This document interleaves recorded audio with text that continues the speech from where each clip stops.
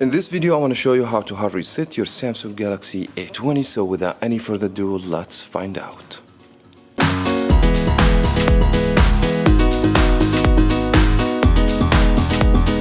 Now, just before I begin, let me explain to you, by doing hard reset means you're going to lose everything on the phone, and also if there is a Gmail account, this will be required after we do the hard reset.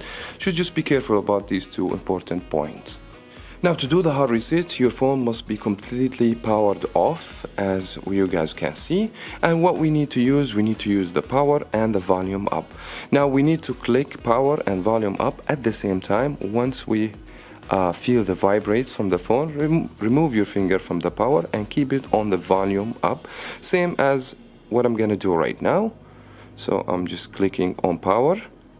Now release my finger on the power, keep on the volume up, and the phone is going to take you to this screen. So let me go ahead and just be close up for you. And then we have a lot of options, and you can navigate through the volume up down key.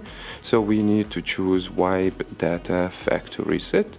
So once we get this point, we're going to get the warning. If you want to confirm and do it, click on the power key.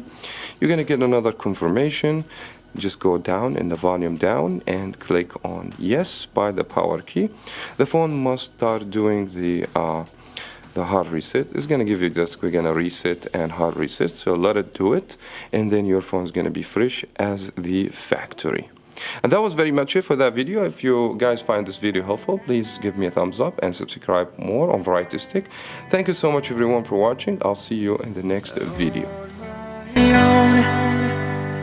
But I don't know why you hit the road, but you don't realize I won't look back when you're around.